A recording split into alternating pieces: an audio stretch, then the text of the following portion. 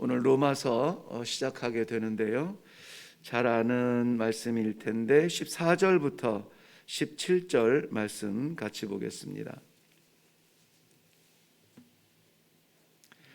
로마서 1장 14절부터 17절 말씀입니다.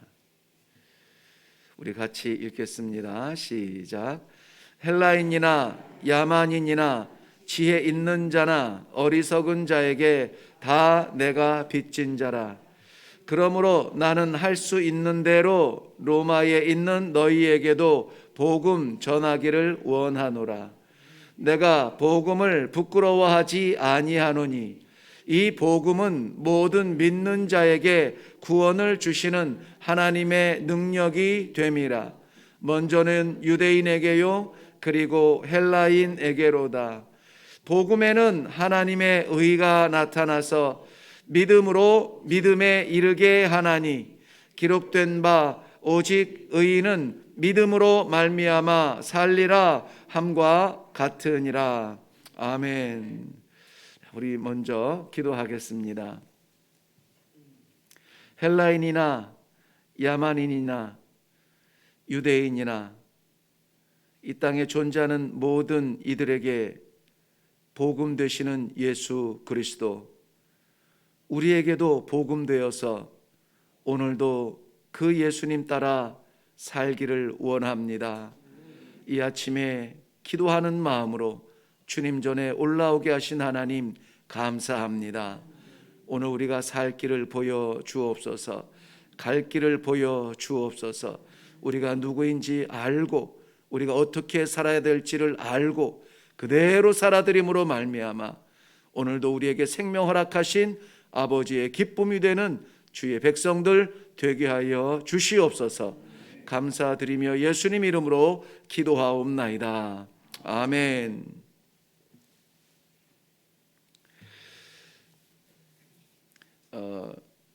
영국의 그 틴데일이라고 하는 아주 유명한 학자를 통하여서 주석도 이렇게 기록이 되어지고 아주 유명한 도서관이라고 해야 될까요? 네, 한번 방문한 적이 있습니다. 크지 않고 화려하지 않지만 신학을 성경을 공부하는 모든 분들에게 아주 중요한 그런 의미 있는 자리이기도 합니다. 영국은 우리 기독교의 선교의 그러한 모태로서 이 신학을 잘 정립했던 그러한 나라이고 하나님께서 또한 그렇게 사용해 주셨죠. 그 가운데 이 틴데일이라고 하시는 신학자를 하나님께서 사용하여 주셨습니다. 그리고 그를 통하여서 주석되어진 이 성경의 주석들이 지금도 영향력 있게 공부하는 분들에게 쓰임을 받고 있습니다. 그분이 이 로마서를 설명할 때 성경의 빛이다, 성경의 길이다 이렇게 이야기했습니다. 성경 66권 모든 말씀이 하나님의 말씀이고 다 귀합니다. 그런데 그 모든 것을 다 압축하여서 다양한 성경의 각 권의 컬러와 시대를 통합하여서 이 한 편의 그림을 그린다면 로마서 안에 이렇게 담겨져 있다고 표현할 만큼 로마서는 굉장히 중요하고 또 그만큼 어려워합니다.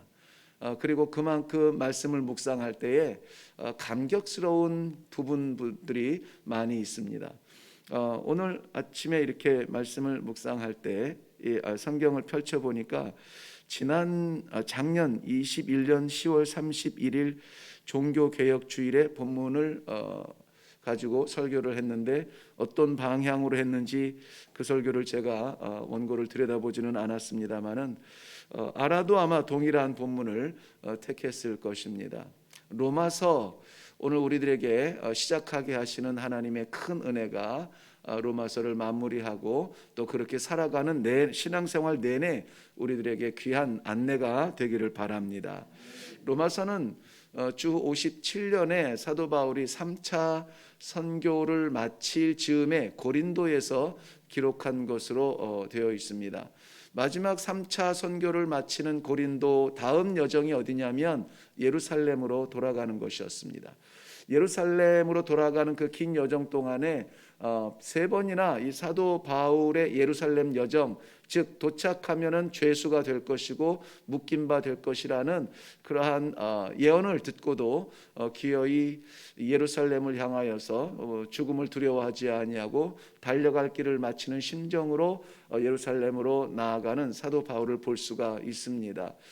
그런데 이 고린도에서 로마서를 기록했을 때에 이미 사도 바울은 3차 선교를 마치고 예루살렘에서 죄수의 몸이 되고 그 여정이 마지막 여정이 되겠지만은 사도 바울의 꿈은 4차 여행을 꿈꾸고 있었습니다. 4차 여행, 여행이라고 하면은 좀 어감이 다르죠. 4차 선교, 우리가 이제 선교 여행이 익숙해서 그런 용어를 쓰기는 합니다만은 그저 우리는 선교는 선교로 이렇게 인식하면 좋겠습니다. 4차 선교의 방향을 어디를 바라보고 있느냐? 이 고린도를 중심으로 해서 보면은 이 동쪽으로 가서 예루살렘으로 지금 돌아가야 될 상황인데 바울 사도의 4차 선교의 방향은 오히려 이 서쪽이었단 말이죠. 서쪽을 바라다 보면은 로마가 있고 그 로마를 지나서 서바나가 있습니다. 서바나는 우리가 아는 대로 지금의 스페인 지역이죠. 왜 스페인 지역까지 이 사도 바울은 꿈을 꾸었느냐? 그것은 스페인이 그 당시로 보면은 땅끝이에요. 땅끝. 하나님께서 내게 주신 그 땅끝이라고 하는 것은 육지의 끝이죠. 그 스페인 지나서 더 육지가 있을 거라는 생각을 아무도 당시에는 하지 못했던 그 세계의 끝입니다. 그 땅끝을 향하여서 이 복음을 증거하려고 하는 그 열정이 있었단 말입니다. 그 땅끝을 나아가기 위해서 지금 로마에 대한 관심이 굉장히 많아요. 그런데 마침 그 고린도가 어떤 자리냐면은 2차 선교를 할 때에 고린도에서 고린도 교회를 개척을 하게 되면서 로마에서 글라우디우스라고 황제가 로마에 있는 그리스도인들을 다 추방하는 명령을 내리잖아요. 그때 그 추방령을 따라서 도망 나왔던 쫓겨났던 사람들과 이 고린도에서 만나게 됩니다. 고린도에서 동역을 하면서 거기에서 로마의 형편을 듣게 되죠.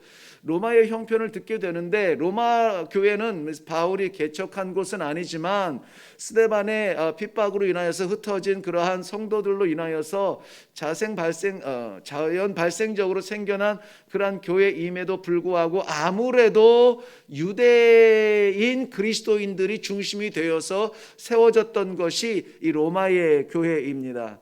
그리고 여기에서 전파된 그리스도로 인하여서 복음의 믿음의 공동체가 새로 형성이 되어지죠. 거기에서 헬라 그리스도인들도 같이 이제 연합하게 됩니다. 그런데 위기가 찾아오죠. 무엇이었습니까? 추방령이었습니다. 이 교회 안에 이 사람들이 많아지고 세력이 커지고 네 편 내 편이 생기다 보니까는 시끄러운 문제들이 일어나고 또 이 로마 행정의 공백을 이 그리스도인들에게 뒤집어 씌우면서 모든 그리스도인들, 특별히 거기 로마로 보면은 이방 그리스도인이죠. 유대인들의 추방령이 내려지게 됩니다.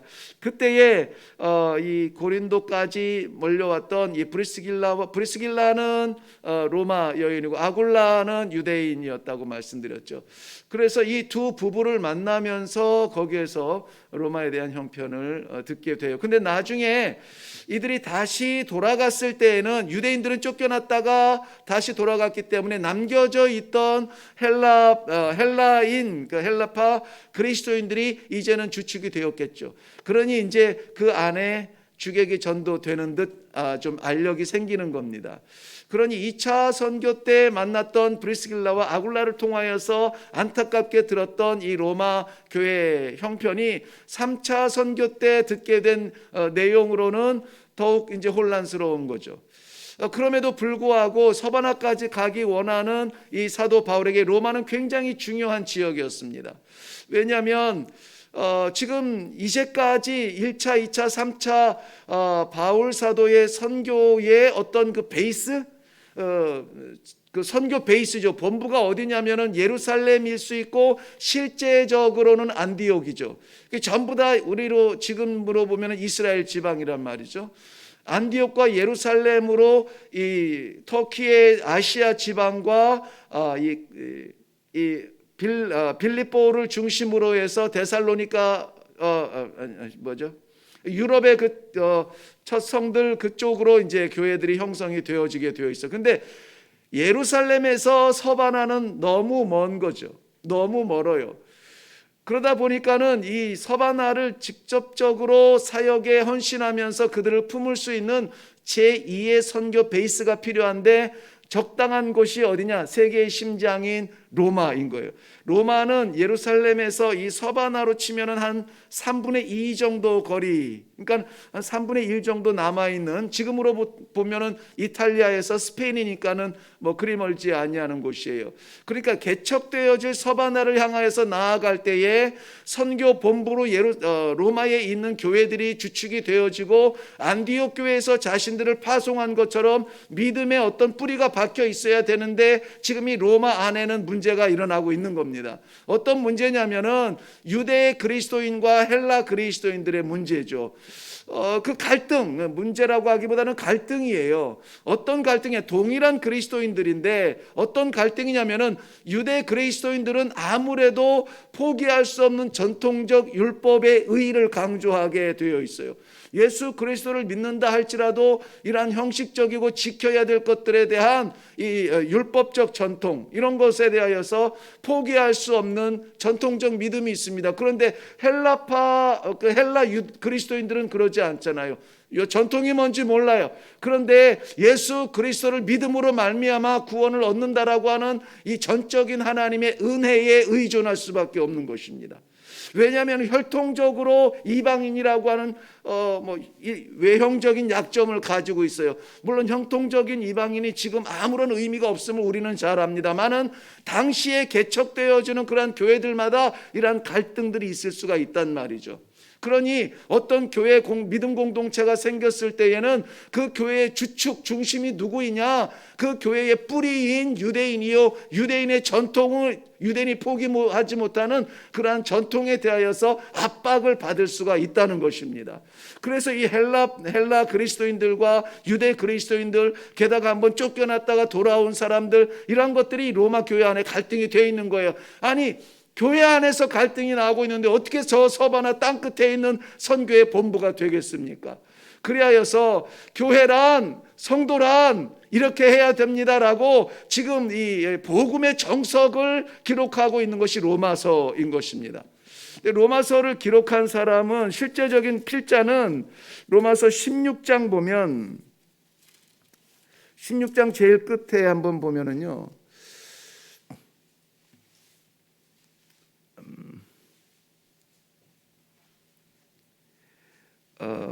어디에 있을까요?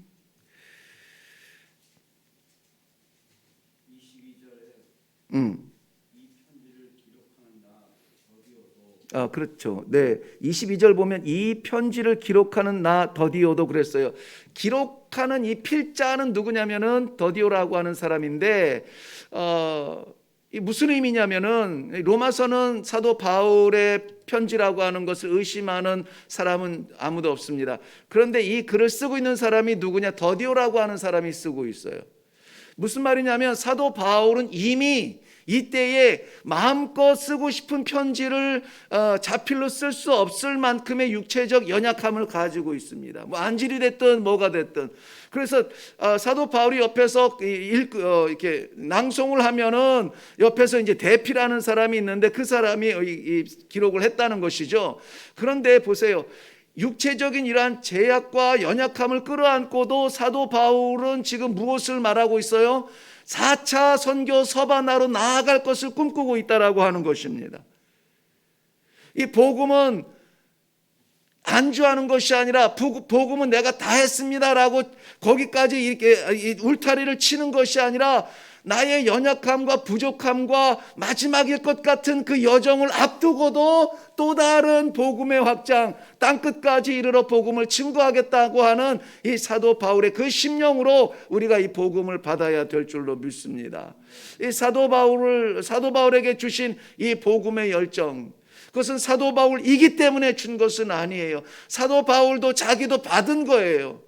어떤 사람이었다고요? 교회를 핍박하던 사람이 지금은 이 십자가를 세우기 위하여서 육신의 연약한 마지막 여정까지 지금 이제 예루살렘으로 돌아가서 더 이상 움직일 수 없는 수인의 몸이 될 것에 대한 그런 생각을 가지고도 여전히 저 서바나를 향하여서, 서쪽 땅끝을 향하여서 나아가려고 로마의 교회를 세워나가고 있는 것입니다.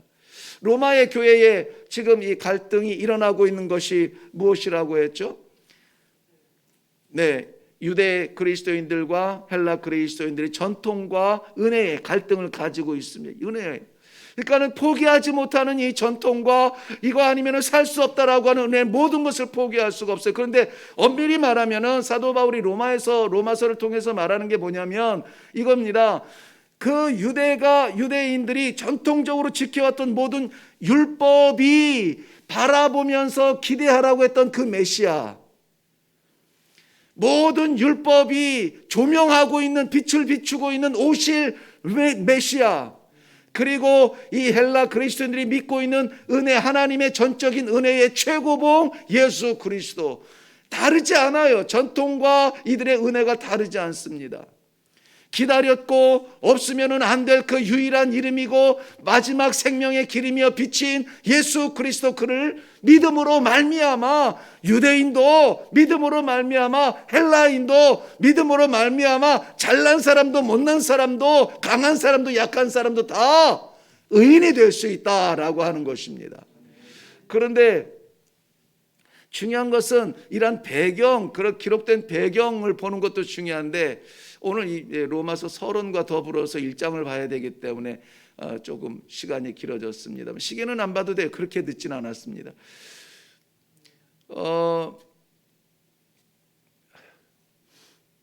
이 예를 들면 참 좋은데, 혹시 장롱면허 가지고 계신 분 계세요?